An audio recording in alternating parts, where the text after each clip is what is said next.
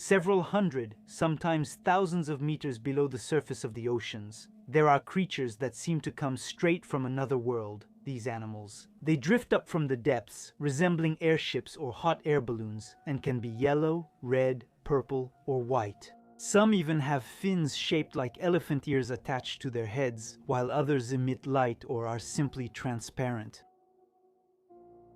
Let me take just a few minutes to tell you about these countless armed creatures, the iconic cephalopods, squids, and octopuses living in deep water, where sunlight is eternally absent and, on rare occasions, only the headlights of autonomous rovers appear. Research organizations trying to unravel the mysteries of these largely unexplored regions of the oceans encounter truly bizarre shapes and shadows along the way. It must be said that many of these animals, which in the darkness move like curtains or flap their Dumbo-like ears, almost seem as if they were invented to illustrate wild fantasy novels. Some can reach nearly 2 meters in wingspan as adults, while others, often simply resting on the abyssal plain at depths of over 5,000 meters, are absolutely tiny. And all of them, however, have this in common, and no matter their size, are absolutely fascinating in their own way. Immortalized by the research teams of the M. Barrie Institute, this is Vampirototis infernalis, also known as the vampire of the abyss, and for many, it's a nightmare vision. At the same time, with its reddish skin membranes connecting its 8 arms lined with rows of spines and its dark eyeballs that reflect light. The vampire of the abyss appears to have everything of a huge monster, as if it has just materialized from a waking nightmare. Yet, the name of this big-eyed cephalopod is misleading. Vampirototis infernalis is nothing like a blood-sucking predator, and its roughly 30 centimeters of threatening nonchalance actually hide a peaceful and harmless attitude, because this surreal animal spends its life drifting in the form of a red umbrella, open in the dark, oxygen-poor waters. Between 600 and 1,200 meters deep, without ever settling on the bottom, it is truly incapable of harming any living creature. In fact, vampire squids are passive predators that feed exclusively on marine snow, meaning they eat nothing but decaying organic debris, fragments of corpses and excrement that continuously fall from the surface toward the bottom of the oceans. To collect this snow, they let a sticky filament drift, which is 8 times longer than their body, and it gathers the precious energy particles that they then bring back to their mouth. And the vampire of the abyss? And even, at this point, the only known cephalopod that doesn't hunt or eat live animals at such depths. It's a bit like being a vegetarian. If they were given a name that sounds like a horror movie title, it's because they're capable, when they feel threatened, like here, by the presence of an underwater rover shining its lights on them, of taking on a truly frightening posture called the pineapple pose, and during which vampire Octopus curls its spine-covered arms over its head to give itself the appearance of a terrifying deep-sea hedgehog. Curled up inside its huge skin mantle like this, it protects its head and almost disappears against the black background of the ocean. And as if their behavior or anatomy weren't already strange enough, these bewildering creatures are also considered to be living fossils. All vampire squids are the last of the order Vampiromorphida. And although they share many similarities with squids or octopuses, their ancestors likely diverged from them several million years ago. Equally strange, but in a devilishly different way. With its ghostly gelatinous bell-shaped body, this octopus has swapped the suckers on its arms for finger-like cirri. With fins on its head, it belongs to the Dumbo octopus group, which, along with the baby anglerfish walking on their fins, could, in my opinion, claim the title of final boss. Cute things from the abyss. Because Dumbo octopuses have given up jet propulsion and now only move by contracting their skin mantle or by flapping the 2 fins on their head, which make them look like Mickey Mouse or an elephant if you prefer.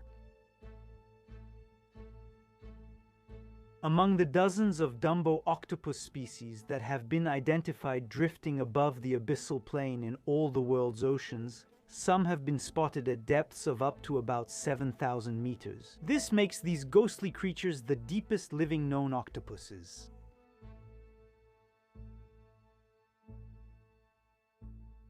An autonomous rover from Venutilis discovered this cirrate octopus species at a depth of about 1,600 meters. With a 1.3-meter wingspan, it moves like a living, transforming sheet. By extending its 8 arms, it resembles a circus tent of gelatinous membrane inflated by the current.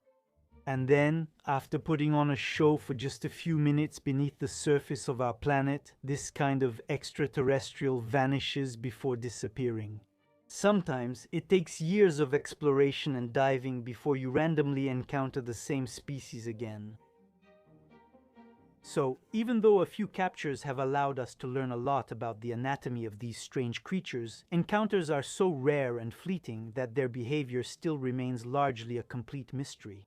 We've only recently noticed that all the ceratotids observed so far have been, while they let themselves drift, like open umbrellas several meters above the ocean floor, and none of these octopuses has ever been observed. Settled on the bottom, it is even suspected that they spend their adult lives floating in the water. From this realm of perpetual shadow, a living being suddenly emerges, seeming almost unreal to us, as if from another world. When you lack venom or armor and live in an open environment where dangers can come from all sides, going unnoticed is a necessity for survival. And this glass-like octopus, which has chosen to hide through transparency and inside which a few opaque internal organs are visible, has understood this well. It may seem strange that it's advantageous to let light pass through your body when you live in the dark waters of the abyss. These glass octopus species spend most of their lives in the twilight zone, a part of the ocean between 200 and 1,000 meters deep. And within it, a few rays of light, although too weak to be seen by human eyes, still manage to make their way down from the surface. So in this environment where darkness is not yet total or perfect, being able to let light pass through can be useful for hunting or for disappearing from the eyes of predators with phenomenal visual acuity who lurk nearby. The first time the teams from the Schmidt Ocean Institute came across one of these strange crystal-like translucent creatures was in 1998, and the image quality was not really up to par yet. Nearly 25 years have passed, and the encounters could fit on 1/10 of a glass octopus's tentacle. Fortunately, these aren't the only transparent cephalopods to admire in the deep ocean, as many squids also possess such camouflage abilities. About 60 species of translucent squids exist, ranging in size from a few centimeters to several meters long. And most of the species that have been discovered are almost entirely transparent, except for their eyes and a digestive gland. This specimen of cockatoo, captured by the cameras of a rover from the Mbari Institute, is a remarkable and skillful mix of strange, fascinating, and cute. With its tentacles arranged in a tuft above its head, the bird, to which it was given the name. Still young at about 15 centimeters, it will grow to nearly 3 meters as an adult. Surprisingly, the morphology and behavior of these creatures change over time. And while the younger ones live in the twilight zone, usually in a vertical position to reduce the reflection of their silhouettes, the older ones, as they mature, descend toward the deep sea, and some species establish their domain at more than 2 kilometers deep.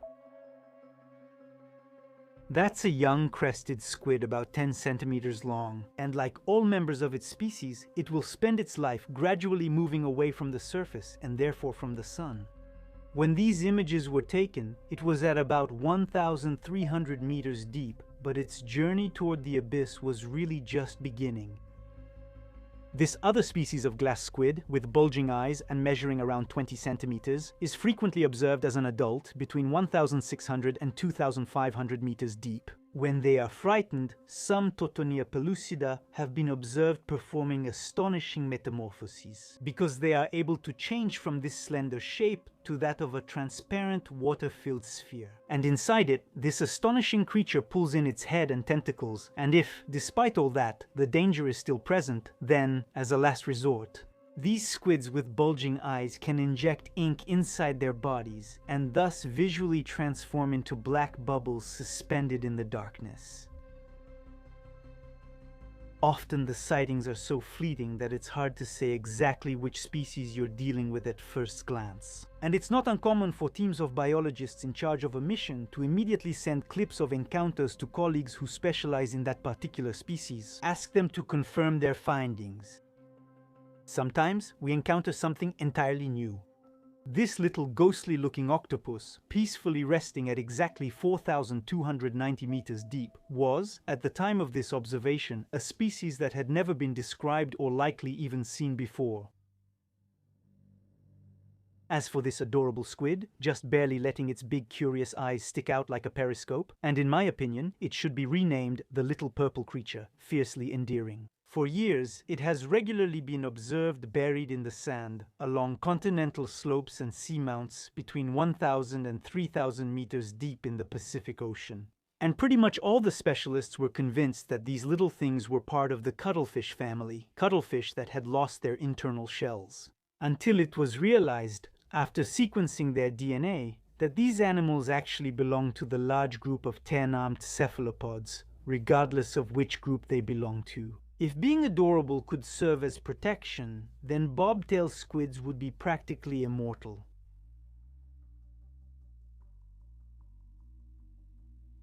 In these realms' dark depths, without sunlight, food is scarce, and for deep-sea cephalopods, as for all deep-sea dwellers, it's often a matter of survival to not be picky and to be able to eat anything. This huge whale carcass sunk to the bottom where dozens of octopuses are feasting. The decaying flesh of the great mammal lies several thousand meters deep. The key is always to save energy and therefore to limit movement. Using energy impulsively should always be a last resort in order to conserve their resources. Octopuses often drift with the current, posing like a balloon, bladder, or hot air balloon.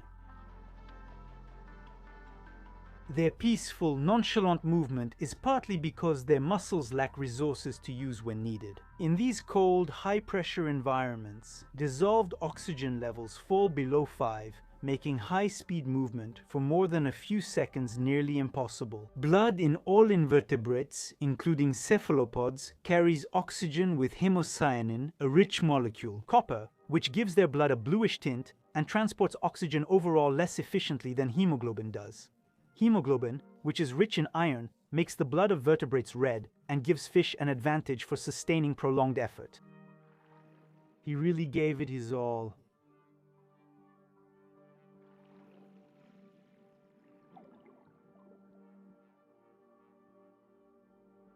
Octopuses and squids often found at 1,500–2,500 meters deep rarely settle on the ocean floor. Some even have luminous organs. It is believed that by conquering deep waters, some species evolved their suckers into small lanterns that spread like garlands along their arms. In the almost total darkness in which they live, the ability to produce light is an effective means of defense, because when they feel threatened, they can eject a cloud of sticky, bioluminescent mucus from the tips of their arms. This will then stun and disorient the attacker, while also exposing it by signaling its presence to any potential predators. Predators that I imagine are wondering if this strange, glowing, struggling thing might be edible. When disturbed, such as by a metal machine built by a bipedal species on their planet's surface. Some octopuses can also spread out all their tentacles to fill themselves with a huge amount of water, which makes them look like a balloon. It is thought that they puff themselves up like this, to look even more impressive than they already are and to be seen. Remember that here, once the rover lights are turned off, there's nothing to see. But to change the acoustic characteristics of their bodies, and thus allow them to escape from certain cetaceans that try to locate them with loud sounds, sonar to devour them. If the life challenges that deep-sea octopuses go through seem as brutal and grueling to you as they do, just know that the most terrifying and tragic of all these ordeals is certainly giving birth. Some species lay eggs and leave them, while others spend a long time alone, often curled in a crevice, The female attaches her eggs to the ceiling, fans them regularly, and never eats. As a result, most octopuses die shortly after their young are born. In 2007, they explored a rocky outcrop off California's coast at 1,600 meters deep. A team from the Mbari Research Center came across an octopus fanning her eggs. To monitor the progress of this incubation, they decided that every time they dove in the area, they would take the opportunity to return to the same spot. The octopus stayed to take care of her eggs for 4.5 years before letting herself die. This makes it the longest incubation period ever observed among all animal species.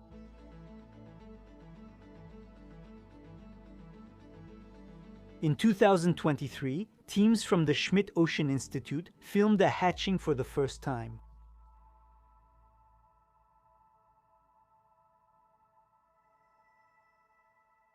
Okay, given how cute these baby octopuses are, I think the Dumbo, bobtail, and even cockatoos will have to compete for their title again.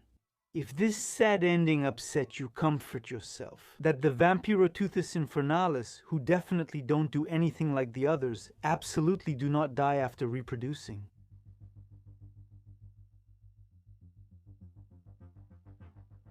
The next time you have trouble falling back asleep, close your eyes and think about the enormous size of giant squid eyes, which can reach the size of soccer balls. They have the largest eyes in the animal kingdom.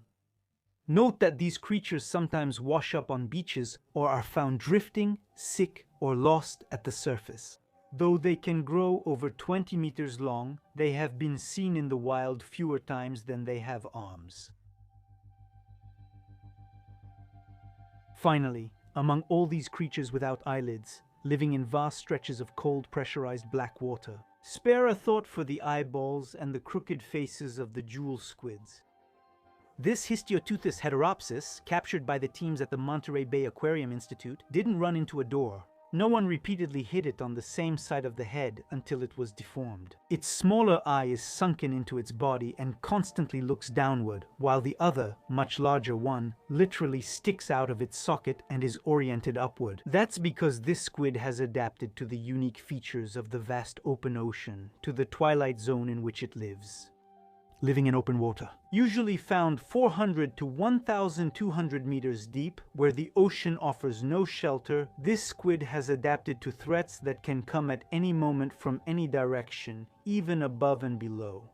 And while its small eye is searching for bioluminescent flashes produced by creatures hidden in the darker waters below, the larger one has specialized in distinguishing, by contrast with the lighter layers at the surface, the shadows cast around the shapes of living creatures above it. Adding to the squid's strangeness is yet another layer of weirdness as it moves, always tilted at nearly 45 deg to optimize eye orientation. Remember, its skin, entirely covered with bioluminescent photophores that make it look like a giant strawberry, can change color based on ambient light, and the jewel squid can thus practically disappear from the sight of its prey or its predators.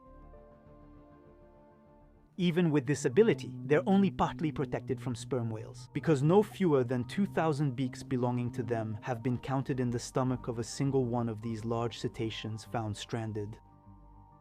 None of the cephalopods you've seen in this episode have ever come close enough to the surface during their lives to even notice the presence of the sun. All are born, live, and die in almost complete darkness. And yet, the fact that such creatures exist at several thousand meters deep. But I have to say, there are colors in the lives of many humans. And what if, like me, you think these creatures are just too cool? And I guess that's the case, since you're still here, so I have good news for you. Or rather for them. Globally, cephalopod numbers keep rising, both near the surface and in the deep sea. Most of these adaptable creatures generally benefit from the major disruptions we cause. Overfishing has greatly reduced the number of fish that feed on them or compete with them, and climate change, along with the warming of the oceans, seems to be favorable to them. I'll leave you in good company in the dark. If you liked this episode, support me on Tipeee, subscribe, turn on notifications, or follow me on Insta. Honestly, do whatever you want. I don't even know why I suggest it.